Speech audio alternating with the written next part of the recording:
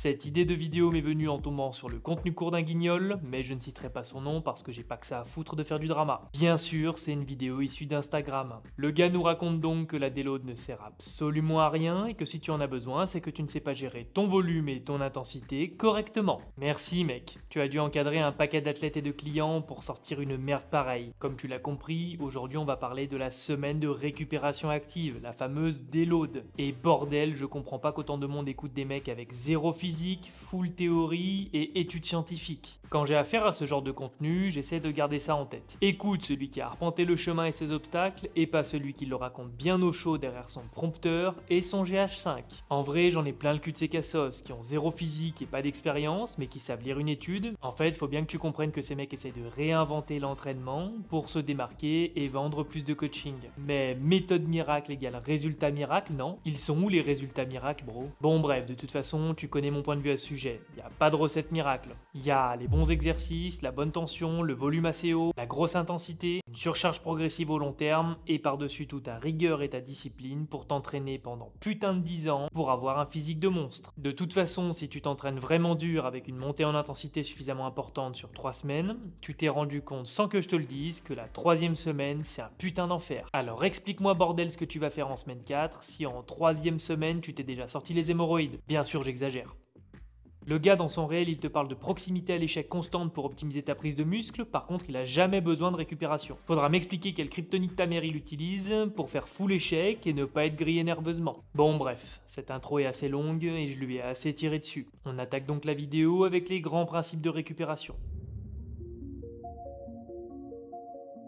J'aime faire des parallèles avec la nature et plus généralement avec la vie sur Terre. On oublie beaucoup trop souvent que toutes nos cellules sont conçues pour la survie et que notre fonctionnement général est ainsi fait. Une grande partie des animaux et des plantes passent par une période de ralentissement de leur organisme pour survivre. Je vais te parler des oiseaux migrateurs, mais sache qu'il existe dans la nature une dizaine d'autres exemples. Néanmoins, les oiseaux migrateurs illustrent à la perfection ce principe de récupération active. Chaque migration est unique en temps et en distance, mais certaines espèces comme les albatros vont voler pendant des jours voire des semaines sans interruption et couvrir des milliers de kilomètres. Comment font-ils cela? En réduisant leur métabolisme aux fonctions vitales et en profitant des courants favorables en haute altitude pour limiter au maximum de battre des ailes. Il existe de nombreuses autres explications, mais je ne suis pas ornithologue et tout dépend de l'espèce traitée. Bon, c'est pas un cours d'ornithologie, mais j'avais à cœur de te faire ce parallèle pour que tu comprennes l'importance de la gestion de l'énergie commune à l'être vivant pour survivre. Alors, tu pourrais me dire que t'en as rien à foutre parce que toi tu sais pas voler, c'est vrai, mais sache que comprendre l'être vivant, c'est se comprendre un peu plus soi-même. Avoir connaissance des grands principes d'économie et de survie du vivant, c'est comprendre un peu mieux notre fonctionnement. Et tout ça va bien évidemment t'aider à mieux gérer tes entraînements, ta récupération, donc ta prise de muscle, pour résumer, sois un albatros. Allez, on rentre dans le vif du sujet. Pour faire le plus synthétique possible, ton corps est constitué de différents systèmes. Je vais te les énumérer rapidement. Le système squelettique, le système nerveux, le système cardio-circulatoire, le système respiratoire, le système digestif, le système endocrinien, le système immunitaire, le système musculaire, le système excréteur et le système reproducteur. Dans le cadre de l'entraînement musculation, on ne va s'intéresser qu'à 3 grands systèmes parce que les autres ne doivent pas avoir de problème de récupération. La musculation n'épuise pas la totalité des systèmes et heureusement. Je vais donc te parler du système squelettique, musculaire et nerveux. Tu dois comprendre que ces 3 systèmes ne récupèrent pas à la même vitesse, et c'est tout le problème en musculation. Celui qui va récupérer le plus rapidement, c'est le système musculaire. Il est courant de parler d'un minimum de 48 heures pour avoir suffisamment récupéré sur un groupe musculaire pour pouvoir se réentraîner dessus. Les choses se compliquent pour le système nerveux. En fonction des mouvements réalisés, des charges utilisées et de la proximité à l'échec, la fatigue peut énormément varier. Pour te donner un point de repère, si tu réalises des séries à très haute intensité, proches d'un 3 ou 5 RM ou inférieur, à des RIR compris entre 0 et 1, tu vas taper très fort dans ton système nerveux. Et le temps de récupération total de ton système dans ce cas-là est compris entre 7 et 10 jours, voire plus dans certains cas. Ce délai de 7 à 10 jours est souvent le temps de récupération que prennent les athlètes de force avant une compétition, pour être le plus frais possible. Mais oui, ça sort pas de mon chapeau. À noter que la proximité à l'échec est un facteur important de ta prise de muscle. Tu iras donc régulièrement dans ce genre d'intensité. Forcément, il faut un bon dernier, et c'est ton système articulaire qui lui ne va jamais complètement récupérer. C'est pourquoi si tu t'entraînes vraiment dur, tu as forcément des petites tensions à droite ou à gauche. Maintenant que tu as compris cette récupération qui est régulière, tu comprends l'intérêt de la déload, qui est d'ailleurs pratiquée par tous les athlètes dans toutes les disciplines sportives. On ne peut pas performer en continu, notre corps a besoin de périodes d'entraînement à plus faible intensité pour récupérer. Et même malgré ces déloads, il est fort probable que ton système articulaire ne récupère jamais à 100%. L'optimisation, c'est un truc de chômeur. La théorie selon laquelle la déload ne sert à rien n'est de l'imaginaire qu'une programmation d'entraînement et qu'une récupération optimisée éviterait l'épuisement des différents systèmes énumérés plus tôt. Partons du principe que ce soit vrai. Ça ne l'est pas, mais partons du principe. Ta vie te permet d'avoir une super qualité de sommeil avec des nuits de 8 à 9 heures. Tu as une alimentation variée et équilibrée avec une super répartition des macronutriments, un total calorique très proche de ton maintien calorique et des super micronutriments. Ton volume d'entraînement est parfaitement géré parce que tu connais ton volume optimal de progrès et que de surcroît il ne varie pas. Ton intensité n'est jamais trop élevée parce que tu sais gérer à la perfection tes efforts et tu n'en fais jamais trop. Tu ne subis pas ou très peu de stress dans ta vie ou dans ton métier, mais tu as très peu de charge mentale ou tu sais la gérer à la perfection. Tu as une très bonne santé mentale et tu ne souffres bien évidemment pas de douleurs articulaires ou tendineuses. Pour finir, tu peux faire au moins 10 000 pas par jour, à une bonne allure et en continu, et tout ça dans la nature bien sûr. Maintenant, dis-moi qui dans une vie normale peut cocher la totalité de ces critères? À part un chômeur, un rentier ou un entrepreneur qui a très bien réussi et qui a su déléguer une grosse partie de sa charge de travail. De toute façon, pour être tout à fait honnête, une grosse partie de ces données sont des variables et donc impossibles à linéariser. Même dans la meilleure des configurations, tu auras forcément des variations d'énergie. Il y a une séance trop intense, un problème familial ou professionnel, ou encore une mauvaise nuit de sommeil. Cette variabilité joue inévitablement sur ta récupération et induit donc logiquement des phases de repos actif. Attention! On doit toujours chercher à optimiser notre récupération, mais dans la limite de ce qui peut être implémenté à notre vie. Je vais simplifier le propos pour que tu comprennes bien mon message. Celui qui n'a pas besoin de déload ne s'entraîne très probablement pas suffisamment intensément et avec suffisamment de volume. Pour faire simple, au cours de tes entraînements, tu vas forcément atteindre ta limite maximale de volume et d'intensité supportable. Et une fois dépassée, c'est la pente glissante vers la régression et la blessure. Ce cas de figure ne s'applique pas si tu t'entraînes 2 à 3 fois par semaine, puisque tu auras 7 jours de repos consécutifs avant de retaper le même groupe musculaire. À partir du moment où tu auras une fréquence d'entraînement doublée à la semaine, la question ne se posera plus. Mais alors, comment prévenir ce phénomène? Simplement en laissant à ton corps une semaine de récupération active toutes les 3 semaines d'entraînement. Pas de panique, je t'explique tout ça dans le dernier chapitre. Pendant longtemps, j'ai détesté l'empirisme. L'empirisme, c'est un courant philosophique qui affirme que nos connaissances découlent principalement de l'expérience sensorielle et de nos observations directes, mettant l'accent sur le rôle central de nos interactions avec le monde réel dans la formation de nos idées.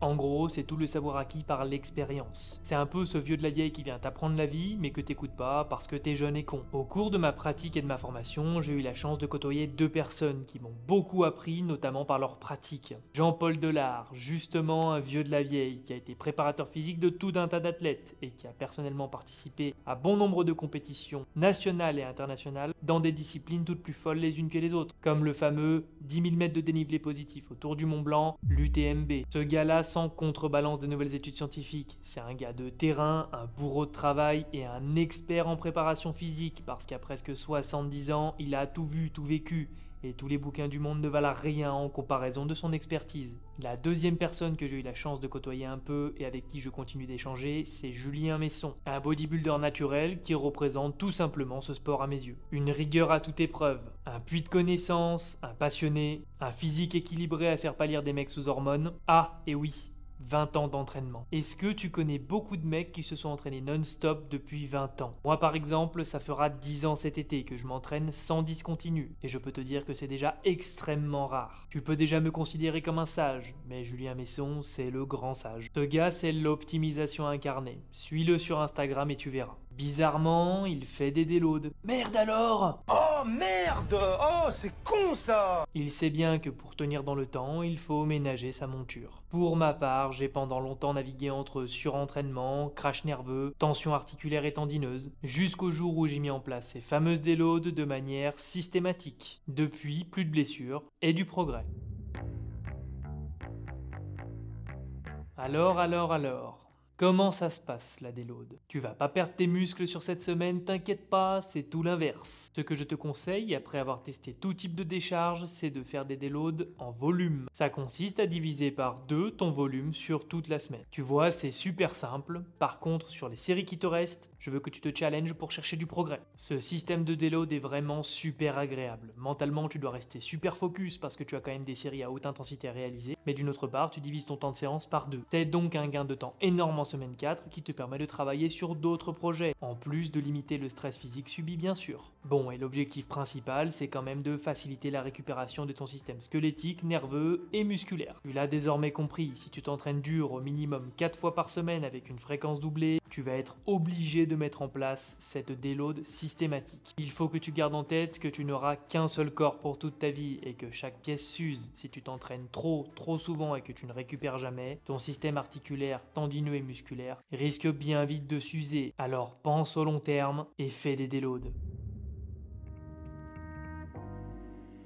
Bon, et comme tu le sais, ou tu le sais peut-être pas, mais j'aime bien illustrer mes propos. Donc du coup, on se retrouve pour cette semaine de déload sur mon push 2, que t'as jamais vu, je crois. Donc j'attaque cette séance avec des adductions du pec à la poulie. Donc je vais me mettre bien à l'horizontale, je vais chercher à laisser partir le bras le plus loin possible de mon tronc pour chercher un maximum d'étirement sur mon pec. Donc du coup pour cette déload, pour ce premier exercice, je vais faire 2 séries. Je vais chercher l'amélioration de mes performances sur ces 2 séries. Et là je vais mettre 10 de chaque côté plus 125 grammes. Donc du coup on se retrouve à 20,250 grammes. Ça paraît pas beaucoup, mais en fait 250 grammes sur cette poulie, ça fait une énorme différence. C'est une poulie 1 pour 1. Donc tout ce que tu rajoutes sur ta poulie, c'est ce que tu portes vraiment sur ta perf. Et du coup je vais chercher 10 reps à 20,250. Allez, on essaye ça.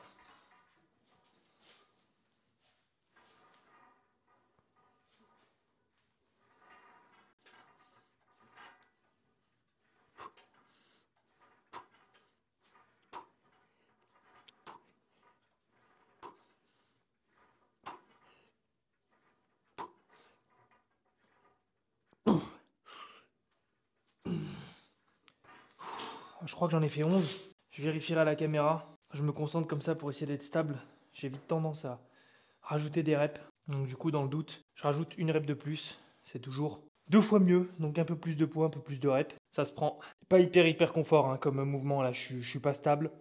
Enfin, je suis relativement stable, on va dire. Ça serait mieux de le faire sur une double poulie assis. Donc adduction unilatérale à la poulie. Je vais vraiment chercher un maximum d'adduction en fonction de ce que mon articulation de l'épaule peut supporter. Donc je vais réaliser 10 ou 11 répétitions à 20,250 grammes. J'ai rajouté un tout petit peu de poids sur ma poulie. Et voilà, donc premier exercice, je commence bien par une isolation entre guillemets. Parce que j'ai quand même une bonne flexion du coude. Parce que je supporte pas d'avoir un bras tendu quand je fais mes mouvements d'adduction à cause de la longueur de mes bras. Donc voilà, petite adaptation technique. Et on se retrouve pour la suite des mouvements. Deuxième exercice de cette déload, le développé militaire ou développé incliné à 45 degrés. Pour cette semaine de déload, ça sera une série à 61,5. Donc c'est des poids de 250 grammes de chaque côté. Semaine dernière, j'ai fait 3 fois 11 à 61. Donc là, j'ai monté un tout petit peu ma charge. Vu que je fais 3 séries sur cet exercice-là, je dois au moins progresser sur une série. Et après, je peux me permettre de faire peut-être la moitié des reps pour quand même conserver un volume 2 fois plus bas.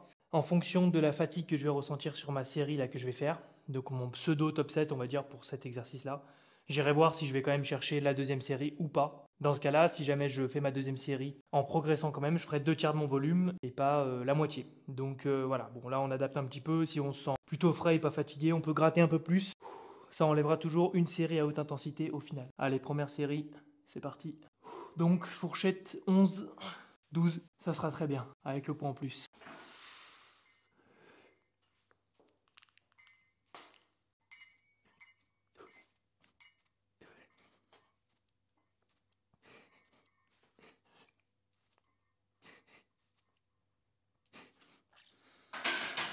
Bon, étonnamment très bien passé. 12 fois 61,5. Si tu sais pas pourquoi je mets ça, je te laisse te rendre vers une des vidéos qui va s'afficher soit là, soit là. Et en gros, c'est la vidéo sur l'amplitude et l'exécution des mouvements. Et je t'expliquerai pourquoi je mets ces bracelets de 500 grammes. Donc ça fait 2 fois 500 grammes, 1 kg. C'est pour ça qu'il y a 61,5 au total sur la barre. Vu comme c'était plus ou moins facile, je vais me permettre de faire une deuxième série. Peut-être un peu moins proche de l'échec à la limite, comme 10 ou 11 répétitions en me laissant une rep ou 2 reps de sécu. Ça peut être cool pour se challenger quand même sur toutes les séries de ma déload. Et on se retrouve pour le prochain exercice. Bon, et ben je te confirme que j'ai fait une deuxième série de 11 reps. Du coup, bon, ça fait pas exactement volume divisé par 2, mais comme je fais que 3 séries sur mes semaines d'entraînement classique en dehors des déloads. Souvent sur mes déloads je fais un petit peu plus que divisé par 2. Donc là tu vois je fais un 2 tiers des séries. Donc 2 séries sur 3 par contre. J'essaie de faire une série quand c'est comme ça à très haute intensité et une série à intensité un petit peu plus basse. Donc j'essaie de me laisser au moins 3 reps de sécu sur ma deuxième série quand d'habitude je ne fais que 3 séries. On termine troisième exercice polyarticulaire avec les dips. Je t'avoue que ce troisième exercice là pour juste gagner une rep par séance ça devient très dur. C'est des séries très longues donc là je monte pas la charge. Je monte le nombre de reps, j'ai fait 19, 18, 17 je crois en dips poids de corps en troisième exercice. Donc là si je fais 20, 18 ou 20, 17 ça sera très très bien. Et je vise au moins cette première série de 20. Et comme l'exercice d'avant, donc 3 séries sur mes semaines de montée en intensité. Donc en déload, je vais adopter la même technique. C'est-à-dire que si ma première série, je suis à l'échec complet pour gagner une seule rep, bah, j'essaye de laisser beaucoup de marge sur ma deuxième série. Parce que l'idée, c'est quand même de récupérer et de ne pas se griller complètement, sachant que je ne divise pas réellement mon volume par 2 quand je fais 3 séries habituellement. Assez parlé, série de 20, on va voir si ça passe. Allez, 20.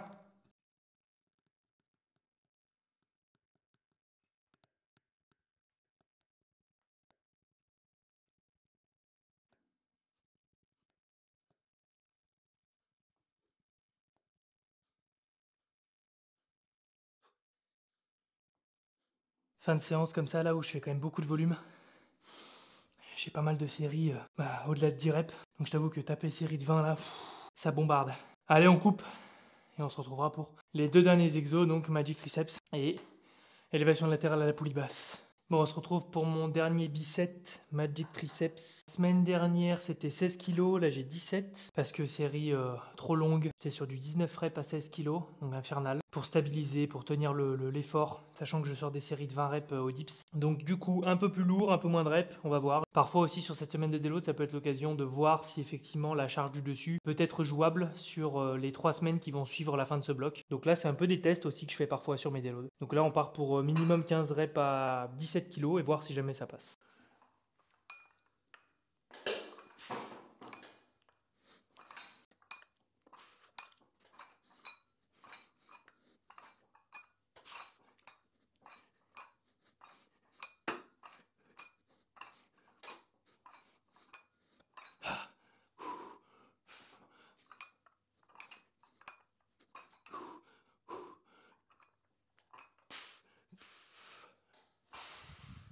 Bon, du coup, ça passe pour 16 reps. Difficile, beaucoup moins difficile que mes séries de 19 de la semaine d'avant. Donc c'est cool. Du coup, je vais pouvoir repartir sur des séries de 15 répétitions en semaine 1 sur mon prochain bloc. Donc tu vois, la déload, ça sert aussi à ça. Tester des paliers de charge que tu vas utiliser sur les semaines qui suivent. Par contre, que sur une seule série, et en essayant de te laisser de la marge, là j'ai fait 16 reps. J'avais encore, je pense, au moins 2 reps de sécu. Et là, moi, j'enchaîne immédiatement, donc c'est un bicep, la dernière partie de ma séance. Élévation latérale, debout. Bon, du coup, on se retrouve pour ce dernier exercice, donc en bicep avec le Magic Triceps. Élévation latérale à la poulie basse, en unilatéral bien sûr. Et pour cette déload, donc j'ai rajouté 1 kg au total sur ma poulie, donc 500 grammes par côté. Je vais faire un petit peu moins de reps que ma dernière semaine. J'étais avide et je faisais des séries de 19, donc ça commence à faire un peu long. Là, je vais essayer de me taper des séries de 15-16 reps à 1 kg, ce qui fait déjà une énorme différence sur cette poulie. C'est parti du coup pour cette première série. On va tout de suite voir si c'est faisable. Bien sûr, sangle, pour éviter d'avoir la poigne qui lâche avant le faisceau latéral de l'épaule. Si je peux tirer jusqu'à 17-18 reps, je tire, il n'y a pas de souci. Il faut quand même que cette série soit relativement intense. Ça fait une énorme différence.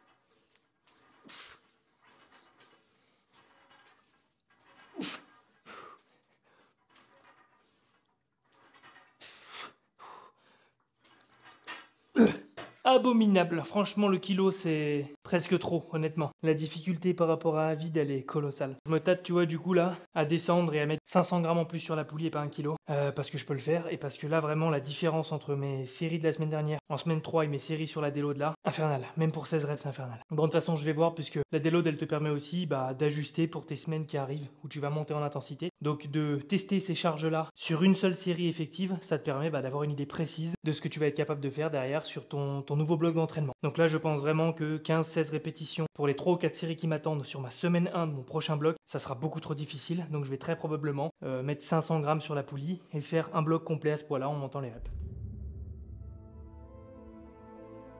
C'est une fin de vidéo. Si tu as appris quelque chose, pense à la liker, à t'abonner si c'est pas déjà fait, et à activer la cloche pour ne pas manquer les prochaines vidéos, qui pourraient très probablement faire la différence dans l'atteinte de ton physique parfait. Pense également à la partager un de tes gym bros, on sait jamais, ça pourrait lui servir. Si tu veux que je m'occupe personnellement de ta programmation d'entraînement, de ton lifestyle ou de ton alimentation, c'est en description que ça se passe. Tu as maintenant le secret pour gérer et prévenir ta fatigue. Je te souhaite donc un bon entraînement, gros bisous, et à très vite.